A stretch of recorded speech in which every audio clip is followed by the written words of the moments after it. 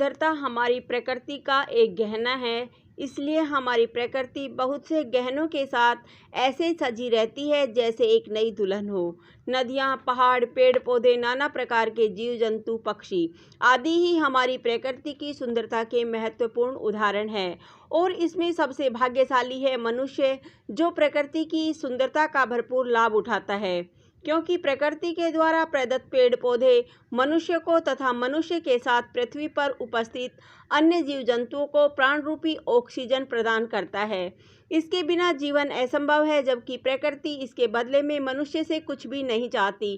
किंतु बड़े दुख की बात यह है कि मनुष्य ने अपने स्वार्थ के लिए प्रकृति की इस सुंदरता रूपी वृक्षों को काटना ही शुरू कर दिया है, जिससे पेड़ पौधों की संख्या लगातार कम होती जा रही है। पेड़ पौधों की संख्या कम होने से ऑक्सीजन की मात्रा भी कम होती जा रही है, जिससे विभिन्न प्रकार के जीव जंतुओं के साथ साथ मनुष्य को भी कई घातक बीमारियों से जूझना पड़ता है। भारत सरकार ने पर्यावरण संरक्षण तथा पेड़ पौधों को बचाने के लिए कई प्रकार के कार्यक्रम और प्रोग्राम चलाए हैं और समय समय पर चलाते भी रहते हैं, जिससे पर्यावरण में ऑक्सीजन की मात्रा संतुलित रहे। इसी प्रकार पर्यावरण तथा वृक्ष संरक्षण के लिए एक योजना है जिसे कहते हैं हरिताहरम योजना।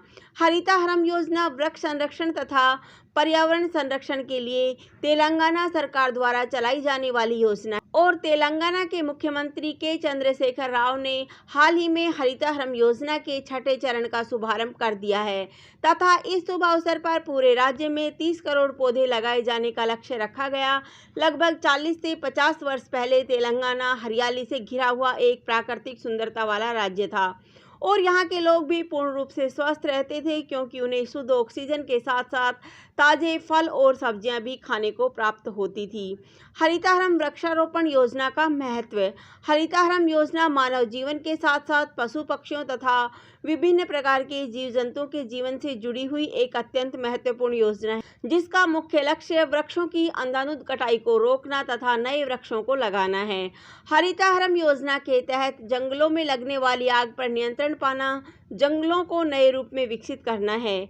इसीलिए हरिताहरम योजना को रूप देने के लिए राष्ट्रीय राजमार्गों, राज्य मार्गों, गांव की सड़कों के साथ साथ सरकारी कार्यालयों जैसे स्कूल, तहसील आदि में भी वृक्षों को लगाया जाना मुख्य लक्ष्य बना दिया गया है, जिससे चारों तरफ हरियाली ही हरियाली नजर आए और हरिताहरम योजना का मुख्य उद्देश्य सफल हो जाए। हरिताहरम योजना को पूर्ण रूप से सफल बनाने के लिए मुख्यमंत्री के साथ साथ cabinet minister, IAS, IPS, MLA पूर्ण रूप से कंधे से कंधा मिलाकर इस योजना में भाग ले रहे हैं, क्योंकि हरिताहरम योजना वृक्षारोपण कार्यक्रम का ही एक अभिन्न अंग है तथा यह हमारे जीवन तथा उत्तम स्वास्थ्य के लिए अत्यंत महत्वपूर्ण है। पर्यावरण संतुलन के लिए पृथ्वी के संपूर्ण क्षेत्रफल के 33% पर वृक्षों का होना बहुत ही आवश्यक है, जो फिलहाल अभी 24% तक ही है। इस कार्यक्रम के तहत पृथ्वी के क्षेत्रफल के 33% पर वृक्षों को लगाना मुख्य उद्देश्य बन गया है, जिसके लिए सरकार ने 55,000 करोड़ रुपए का बजट पास किया है तथा इस योजना को सफल बनाने के लिए 11 मई 2015 को ही 25 लाख पौधों का रोपण कर दिया गया था।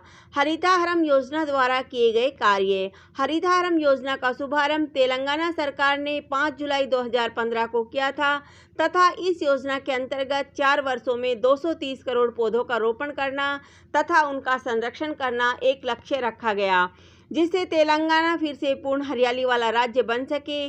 तेलंगाना सरकार की रिपोर्ट के अनुसार आज तक 80 करोड़ पौधों का रोपण तथा उनका पोषण किया जा चुका है तथा इस कार्य में नगर पालिकाओं, सरकारी प्रशासन, सरकारी स्कूलों के साथ साथ बहुत से सामाजिक संगठनों ने अपना सहयोग प्रदान किया। इसके साथ ही उनके संरक्षण के लिए विशेष प्रकार के प्रबंध भी किए गए, क्योंकि हरिताहरम योजना एक वृक्ष पर्यावरण संरक्षण योजना है जो किसी व्यक्ति मात्र के लिए नहीं वरन सभी जीव जंतुओं तथा मनुष्य के लिए लाभदायी है। इसके लिए तेलंगाना राज्य सरकार के सभी विभाग के कर्मचारियों के साथ साथ आम जनता ने भी इस कार्यक्रम में बढ़ चढ़कर अपना अमूल्य सहयोग दिया है। इस योजना के प्रथम चरण 2015-16 के अंतर्गत लगभग 36 करोड़ पौधे लगाने का लक्ष्य रखा गया था, किंतु खराब मौसम के कारण लगभग 15 करोड़ पौधों का रोपण किया गया। इसके पश्चात 8 जुलाई 2016 को दूसरे चरण में हैदराबाद विजयवाड़ा राष्ट्रीय राजमार्ग पर लगभग 180 वर्ग किलोमीटर के क्षेत्रफल में वृक्षों का रोपण किया गया और एक विश्व रिकॉर्ड कायम किया गया। इसके साथ तीसरे चरण में 1 लाख पौधों का रोपण किया गया।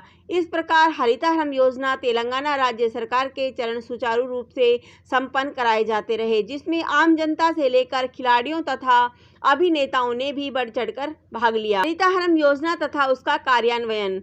हरितहारम योजना को सफल बनाने के लिए कई प्रकार की समितियों को यह काम सौंपा गया।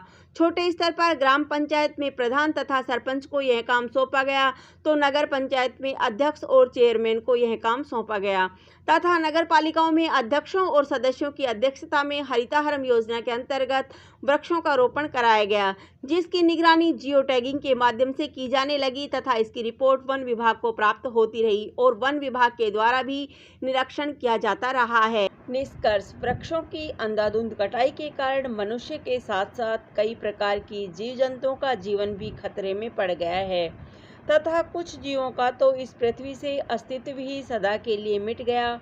आज कई प्रकार की प्राकृतिक आपदाएं जैसे भूस्खलन, बाढ़, ग्लोबल वार्मिंग आदि वृक्षों की अंधाधुंध कटाई का ही परिणाम है। इसलिए हमने प्रकृति का नुकसान करने के साथ साथ अपना स्वयं का भी नुकसान किया है। इसलिए इसकी भरपाई करने के लिए लगातार वृक्षों को लगाना चाहिए और उनका पोषण भी करना चाहिए। अगर आप इस पृथ्वी पर मनुष्य तथा अन्य जीव जंतुओं के अस्तित्व को बचाना चाहते हैं तथा अपनी आने वाली पीढ़ी को एक अच्छा उत्तम स्वास्थ्य और एक अच्छी आयु देना चाहते हैं, तो हर एक व्यक्ति को अपने जीवन में कम से कम 5 वृक्षों को लगाकर उनका पोषण करना चाहिए। तभी आप एक सच्चे पर्यावरण में और जीव हितैषी कहे जाएंगे। जीवन के सब काम भुलाओ, सबसे पहले वृक्ष लगाओ। धन्यवाद। जय हिंद, जय भारत।